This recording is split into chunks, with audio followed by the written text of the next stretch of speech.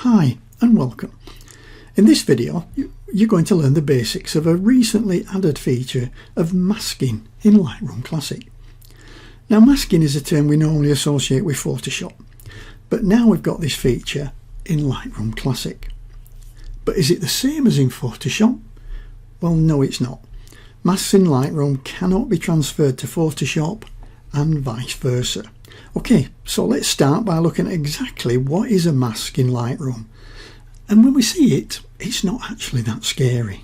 Okay, let's start in the basic panel and we'll make an adjustment to this image.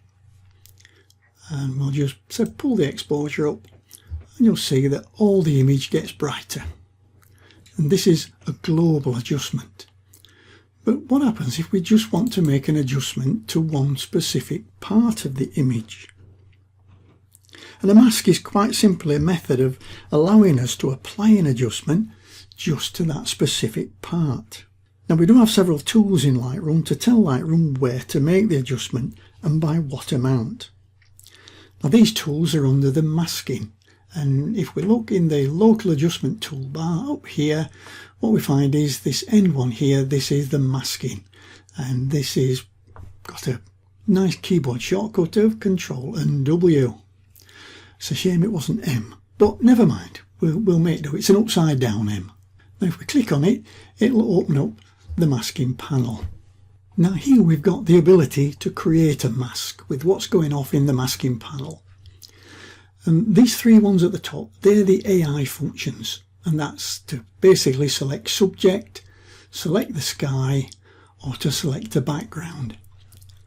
Now we've also got some tools that will let us make and, if you like, refine a selection.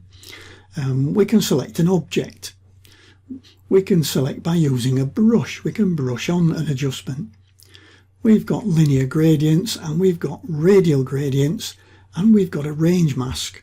Now the range mask allows us to select a region using its luminance or its colour.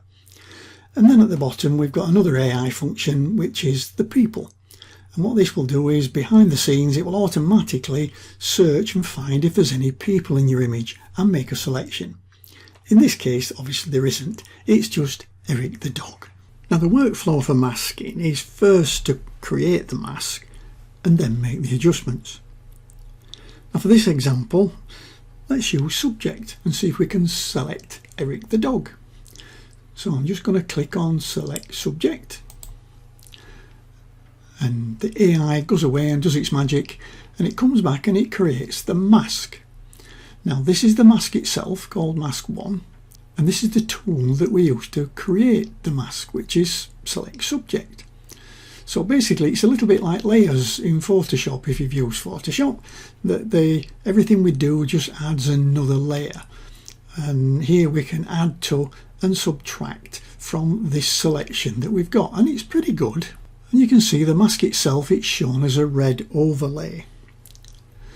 Now the masking panel itself, which is this, can be free floating or it can be docked. At the moment, if I grab it by the top bar, I can move it to any place that I want just to keep it out of the way.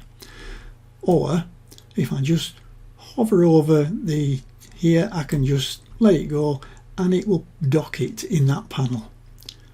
Now I prefer it to be free floating because this really takes a little bit of screen real estate up, and I can't see as many of my sliders as I'd like. So my preference for working is to tear it out and just keep it on the interface so I can move it around exactly where I want it to be. Now in the right hand side panels now, you can see all the sliders that we can use to actually change what's underneath this red overlay.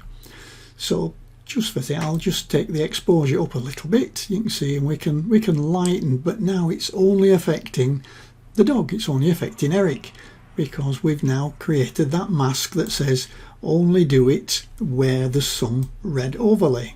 Now the overlay, as soon as you make an adjustment, it disappears. If you want to put it back, there is this little box here called show overlay, and if we tick that, it'll put the overlay back again. Now by default the overlay is red, which is fine for this image, But if you were using this on a red background, you might find that it's a little bit difficult to see. So you can change the colour. So I'm going to just click on this little colour swatch here, and then if I want, I could change the colour to green or blue or whatever colour I want that actually lets me see it easily against the background. I'll just click that back against, I'll leave it as like an orangey red. Oh no, I'll take it up there, make it back red again. There we go. And then I'll just close that down. Now, what happens if the mask isn't exactly what you want it to be? Well, what we can do, we can add to and subtract from the selection. And we can do it with any of the tools. So let's say I want to add to the selection. I can pick any of these tools to add more to the selection. So for this example, let's just use the brush to make it easy. Here you can see in the brush module, you've got the size, the feather, the flow, the density, all that kind of good stuff. And it's just a case of clicking and dragging. So now I've added to that mask, and you can see that now I've got two items in here. I've got the initial subject and I've got the brush, which I've just brushed on. And you can see the effect of it on the mask there. So if I can down this side as well, that's cool. Now if I want to subtract from the selection, if this is not good enough for me, then I can click on subtract, and again we'll use the brush, but now I can go in and I can brush out. So I'll brush out these, I'll leave that one in. So now we can see we've got the initial subject, we've got the brush, and we've got the brush tool, which has got a little negative sign next to it, which means that it's been removed. And if you want to see individual parts, what we can do, we can turn off individual parts by turning off the visibility eye. So brush 1, if we click that, we can turn that off, and the subject, we can turn that off. So if you wanted to see individual parts, you could just turn them off. And these all add up to create the mask that we've got here. Now, like I said, you can use any of the tools to refine the selection that you've made. So let's just have a look at quickly at another one. If we say we want to subtract, but we'll subtract with the radial gradient, and then we just click and drag, and then we can move it around. And we can see here now that again this has got a little negative next to it, so we can see that it's subtracting from the actual initial selection as it goes. And we can do this to refine the selection that we've got to make sure that it's perfect for the use that we need for it.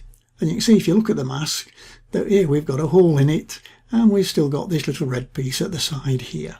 So all these layers add up to that mask.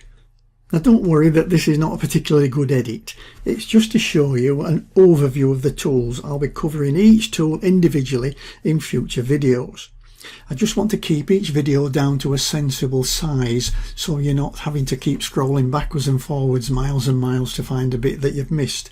So I'm going to be trying to be a specific tool for each video. Now, one final thing to mention is that the adjustments in Lightroom are totally non-destructive. You can go back and you can change them at any time. And if you find that a particular mask doesn't work, you can delete it by clicking on these three little dots. So let's say this radial gradient here, if you click on those three little dots, then you can delete radial gradient 1. Click on that, and there it was, gone. Okay, so what have we learnt in this video?